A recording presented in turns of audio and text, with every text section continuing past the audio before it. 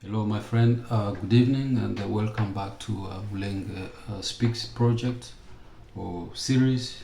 Today we'll talk about our subject, the Mulenge. We are trying to explain Mulenge, the authentic Mulenge, not every Mulenge that you see on social media, because many Mulenge that you see there, they are fake.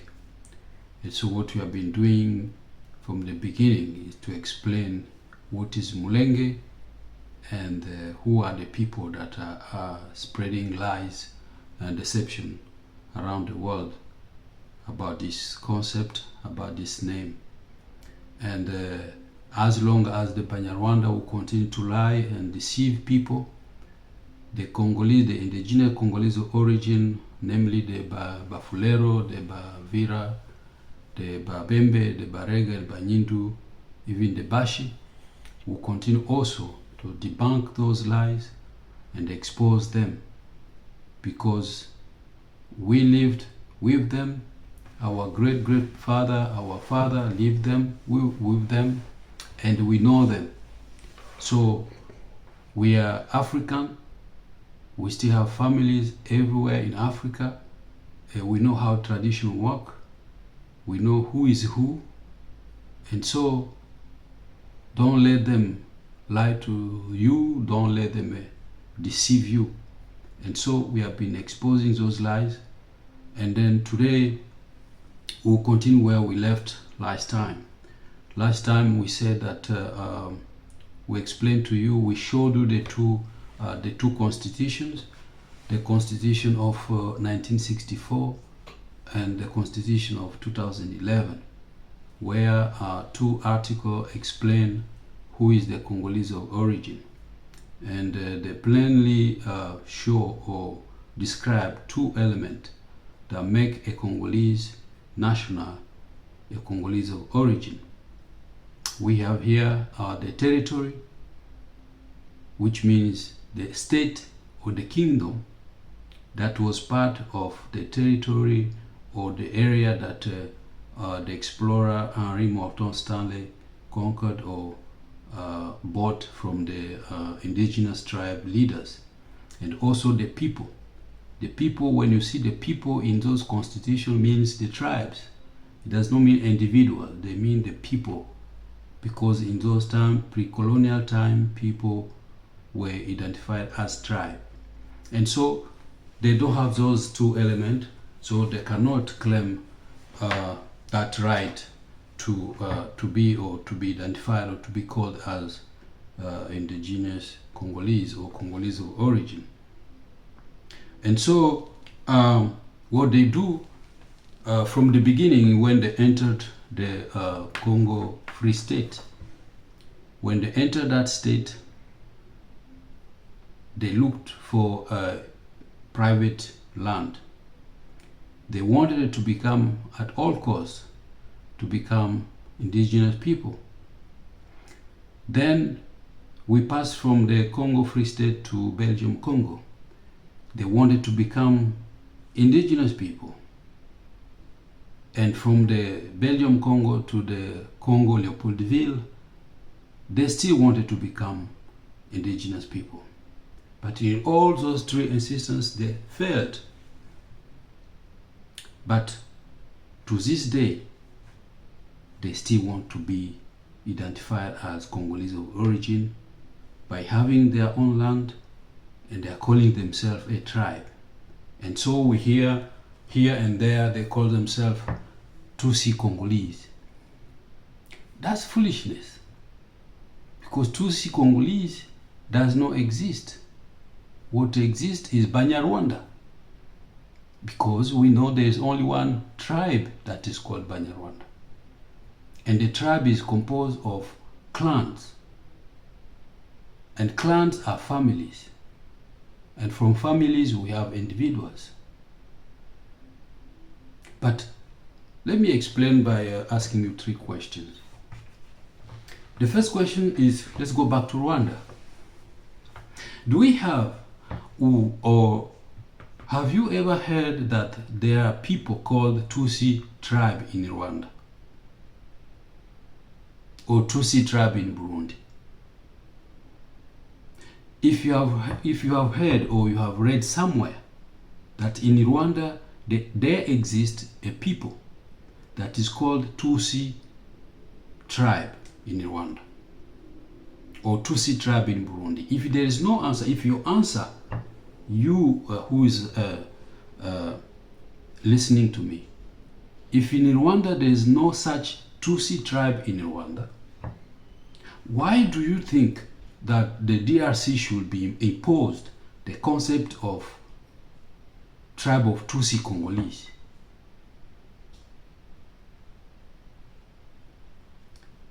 When where they come from, they are not Tutsi tribe. So why do you think the DRC should accept the concept of Tutsi Congolese when in Rwanda they don't exist as Tutsi Congolese, they exist as Banyarwanda? Second question, do we have, or did you ever read that there exists a tribe called Banyarwanda in Rwanda?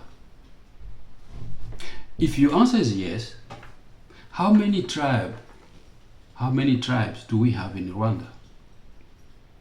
If your answer again turns to be we only have one tribe in Rwanda, then why shouldn't that tribe, when it immigrated in the DRC, be called Banyarwanda?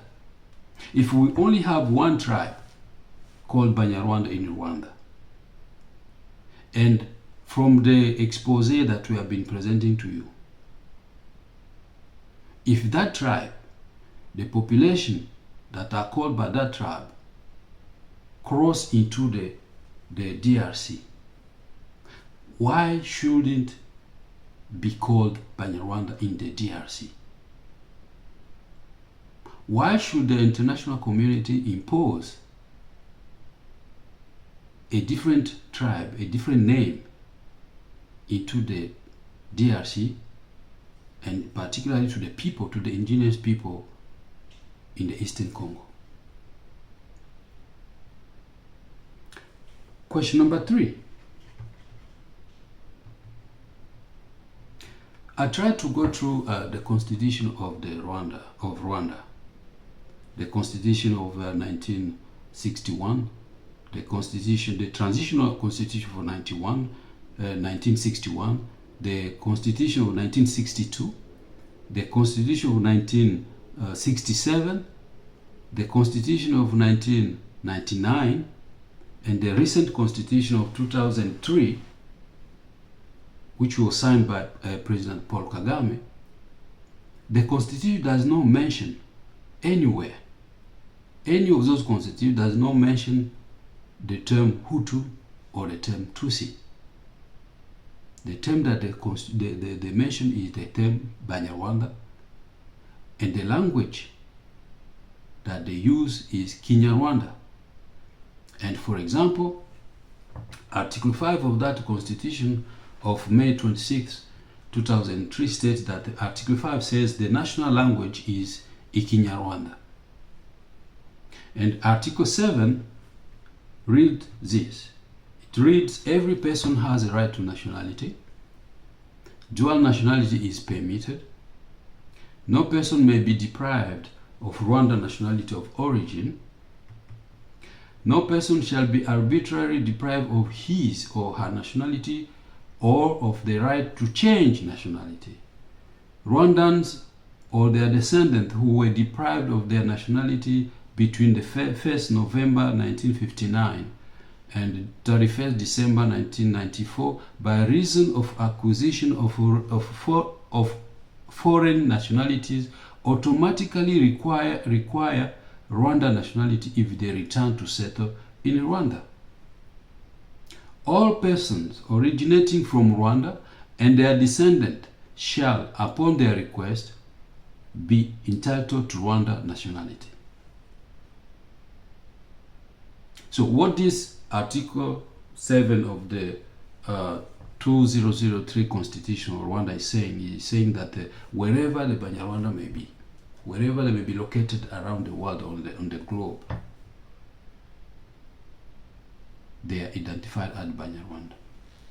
the same thing that we saw in the book of George West and the thesis of the Persian. In other words, the Banyarwanda have never ceased to be identified as such in the Congo Free State, as well in the Belgium Congo, and later in the Congo Leopoldville. And so we said that in the Congo Free State, they were identified as the indigenous of neighboring colony. That's the Royal Decree of 1891.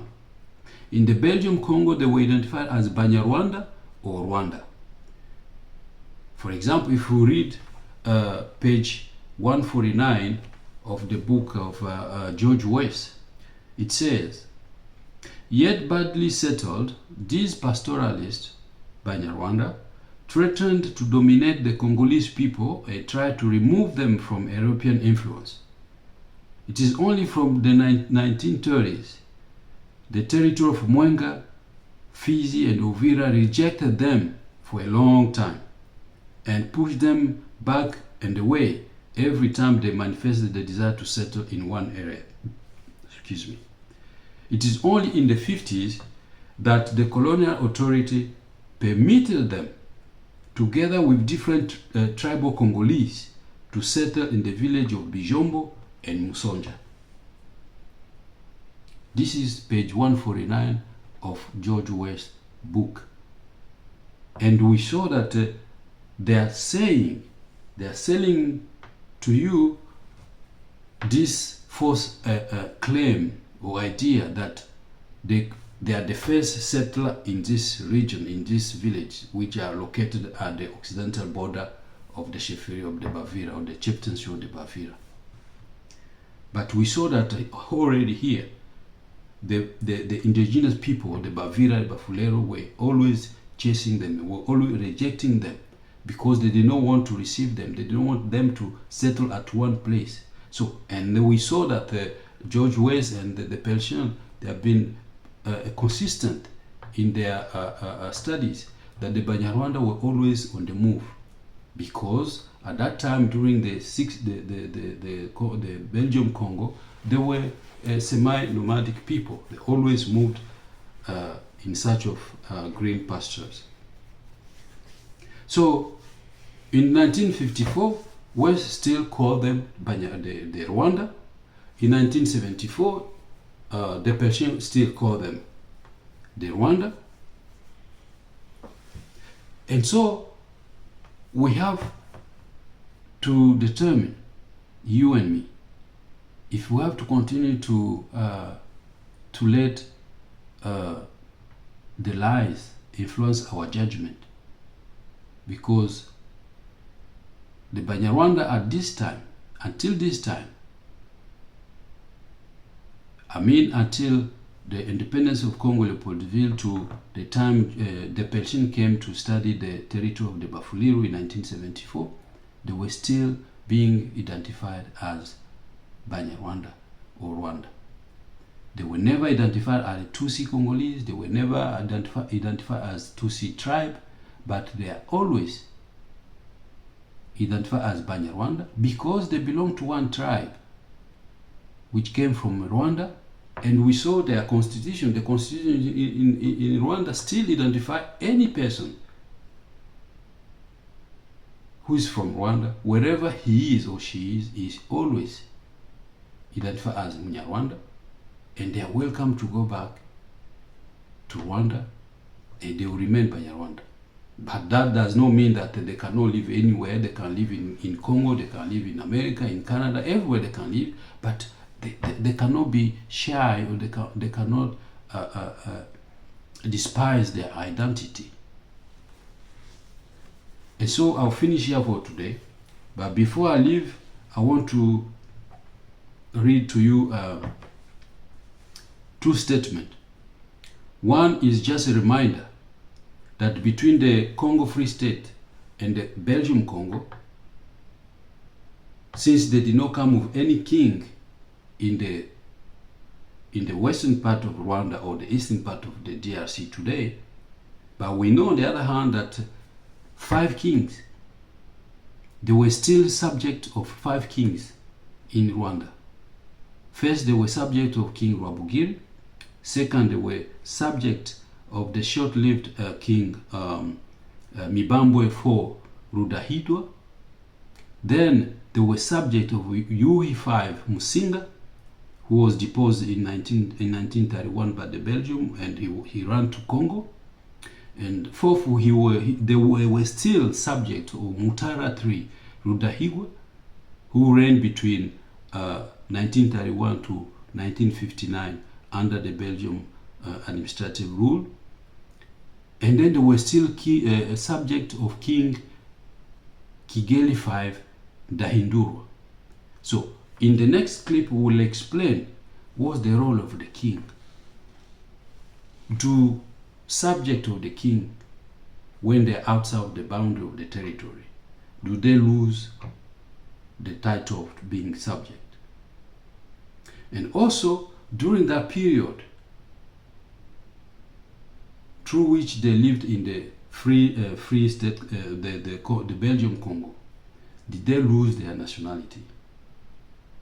How were they called then during that period?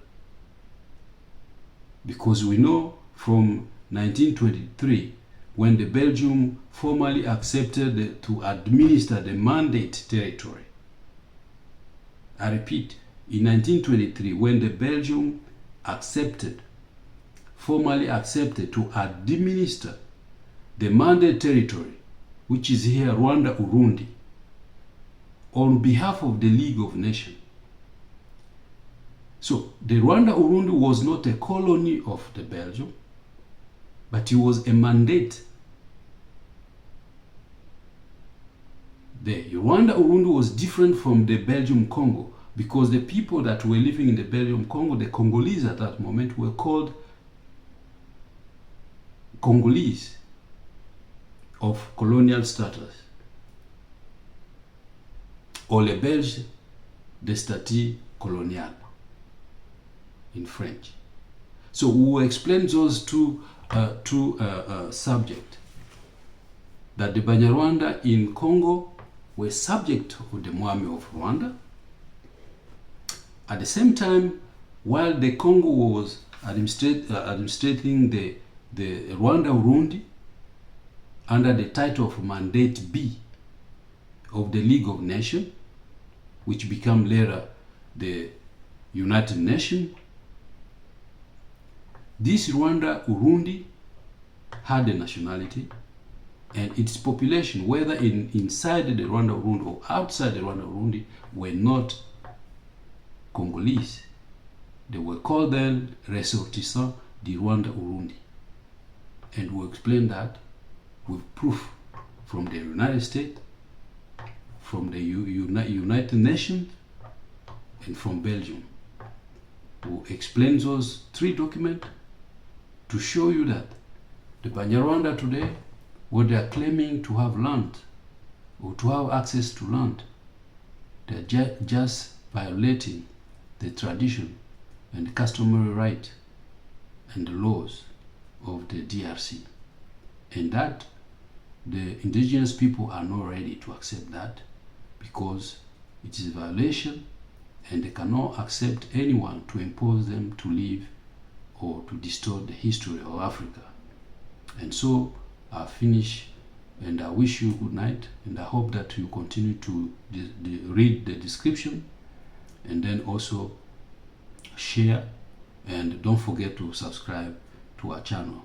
So this is clip number 15, and I hope you stay tuned and watch clip number 16 next time. Thank you and good night.